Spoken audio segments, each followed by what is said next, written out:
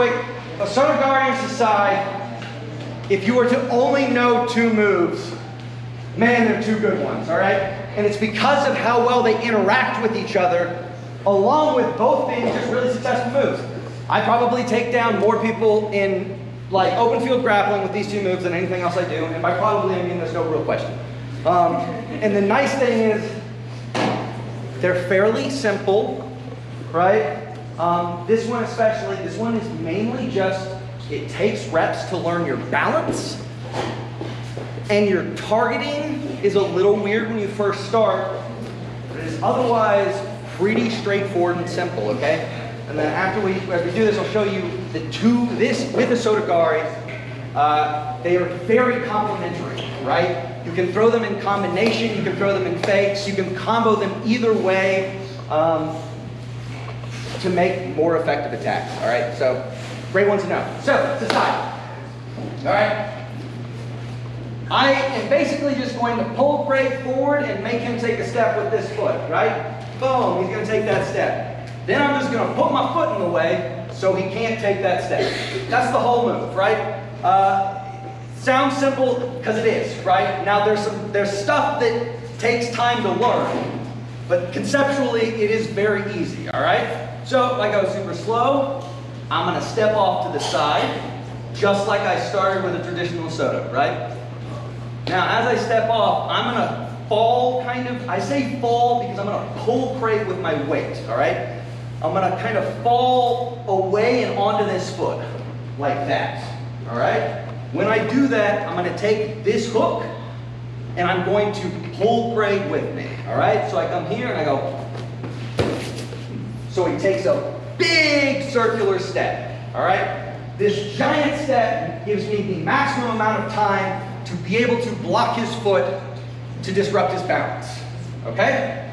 So, the pull one more time. I step off to the side, I'm gonna shift my weight onto this foot and kind of fall away. They call this pulling with your body because I am not pulling like this, that's weak, all right? I'm pulling by bringing him with my body, all right? This isn't a huge back motion, I'm just locking him in, all right? Now that we've done that, as I step off, I'm gonna go like this, all right? I want to turn my foot in as best I can, like it's like a hockey stick, and I want to place it kind of to the top of his ankle area. This is not a kick, all right? As you start doing this a whole bunch, you can get a little forceful with it, like there are certain times that you do, but for the most part, this is a fairly gentle block. The only person who's going to get kicked is you, because this dude's going to try to kick straight through your foot, and sometimes it hurts. But the point is, when we're doing this, a lot of times, one of the things, people are like, okay, I got this. Hi-ya! And you're like, no. Just block his foot. This is like you were back in like grade school and your buddy was walking by, and you just stick your foot out and catch the foot like right as he's walking. He's like, ah, and falls down, right? That's all we're doing. We're trying to make him move in a way where he needs his foot, and then we just go like, no, you can't have it. And then he falls over. All right?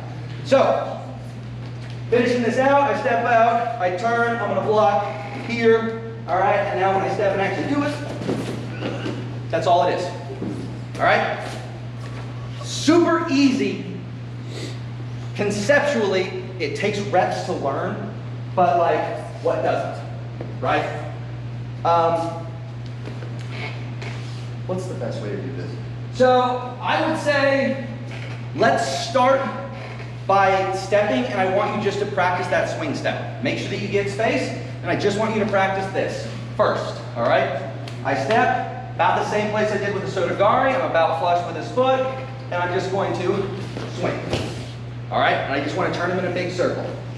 Once we're comfortable with that, then we'll add in this foot, all right?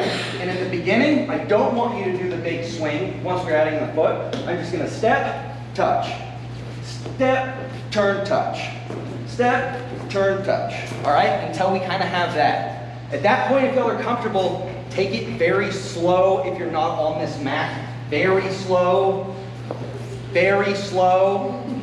all right? I'm gonna feel like no one gets hurt here, all right? And go ahead and write it out. So when I say very slow, I'm looking for something like this. Okay, I'm ready for it. I'm gonna go. And that's it. And I'm going to let his foot free. All right? If he falls during that, I'm going to have good grip on him so I can let him down very easily. All right? Again, with any one-footed technique, a lot of the hard parts of this is learning your balance. And then also, as you're pulling, this is sometimes a little bit of a blind push. As it turns out, pretty much all humans have the same anatomy, so it gets pretty easy to figure out where their feet are if you practice it. But early on, sometimes you kind of blindly are like, oh, I don't know. And that's common. We all did it. I did it plenty of times. If you drill this at your own club and you're new, I do suggest using shin pads. All right? Someone will take a step forward and you'll miss where you're supposed to put your foot. You'll put your shin right about in their knee area. They'll knee you directly to the shin, and it'll be very painful and you'll be unhappy about it. But that's life. Let's go.